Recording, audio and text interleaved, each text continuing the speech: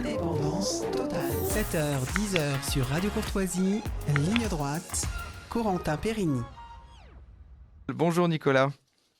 Bonjour cher Corentin, comment allez-vous cher ami ? Écoutez, ça va très bien, surtout que ce matin vous nous parlez d'un sujet que j'apprécie particulièrement, en tout cas que je trouve très important, c'est l'identité numérique. Vous nous parlez du lancement du portefeuille européen de l'identité numérique.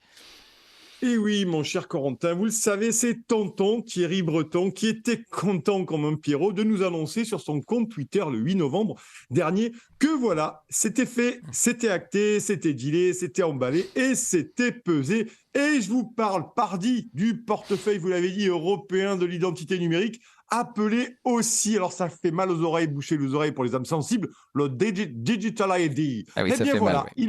Ouais, je sais que ça fait mal, je sais, mais c'est comme ça qu'ils l'appellent ces gens-là. Hein. Eh bien voilà, il a été lancé pendant le Black Friday de la démocratie bradée. Donc pour fêter cela, tonton Breton et tous ses petits copains de malheur et aussi accessoirement les matons de la surveillance généralisée se sont affichés, contents d'eux-mêmes sous l'œil des caméras, le pouce en l'air, d'avoir très largement participé à resserrer la bride autour du cou de 450 millions de citoyens européens. Et une fois de plus, cher Corentin, franchement, pourquoi s'embêter avec des référendums dans chaque État membre ? Pourquoi perdre un temps, mais inutile, à demander l'avis de ces fameux 450 millions d'Européens ? Pourquoi, comme on dit chez moi, s'encataner la vie à respecter la démocratie au lieu de lui filer des grandes perles de bouffe dans le pif?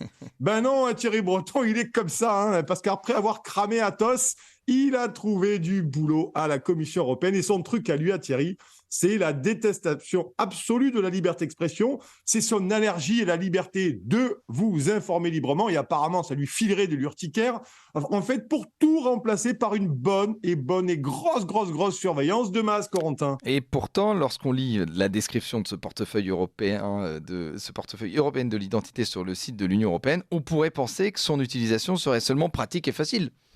Ah oui, mon cher Corentin, on pourrait le penser, effectivement, vous l'avez dit, en lisant cette bouillie européiste sur le site aux deux couleurs, hein, vous le savez, bleu et jaune, de la Commission européenne. Mais le réactionnaire que je suis ne parvient pas à trouver une once d'honnêteté à ce quarteron de commissaires européens non élus et surtout rincés tous les jours par nos impôts qui n'ont qu'une seule obsession, se débarrasser de la démocratie.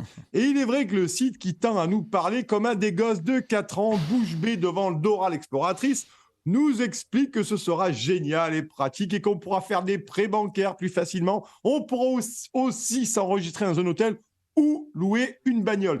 Mais souvenez-vous, mon cher Corentin, qu'il n'y a pas si longtemps, on nous a servi la même propagande lorsqu'il a été question de quoi ? Eh bien, des QR codes généralisés à tous les citoyens européens, censés faire respecter et surtout généraliser les odieux et ignobles passes sanitaires et passes vaccinaux. Alors, on nous a dit, oui, mais vous comprenez, parce que ça sera plus simple, ça sera plus pratique, et surtout, mes petits agneaux, ça sera plus sécurisé pour éviter la propagation de l'épidémie. Et puis, ça vous évitera aussi, accessoirement, de tuer mamie à Noël, de flinguer papy à Pâques et de sauver la vie de tonton à la Toussaint.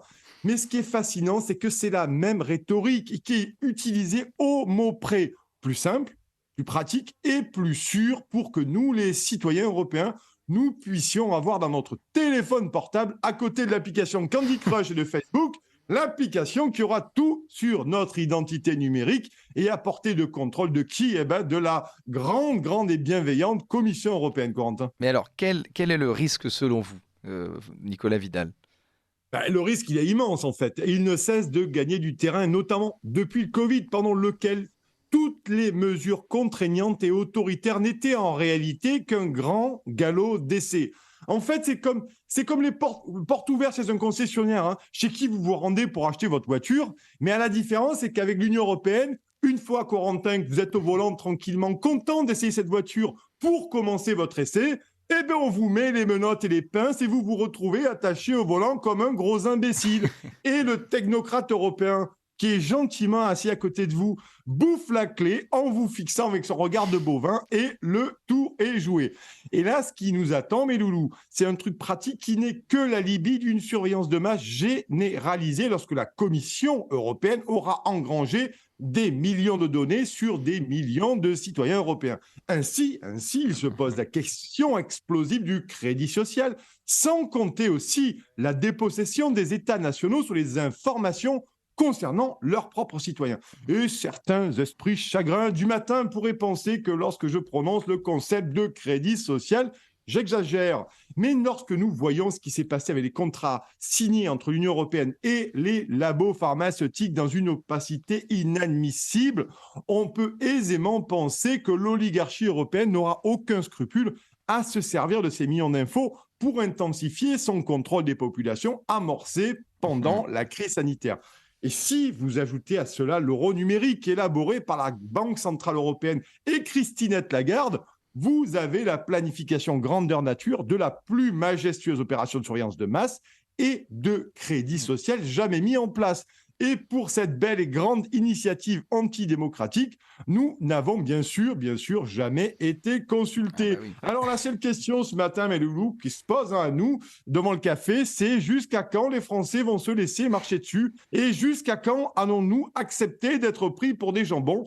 Parce que depuis le vol démocratique de 2005, lors du dernier référendum soumis au peuple français notamment, le niveau d'alerte de l'enfumage est sacrément dépassé, Corentin. Oui, il est sacrément dépassé. Merci à vous de le dénoncer régulièrement dans votre travail, Nicolas Vidal. Je rappelle que vous êtes fondateur de Putsch Média et puis on vous retrouve la semaine prochaine pour une nouvelle chronique. Merci à vous. Avec plaisir.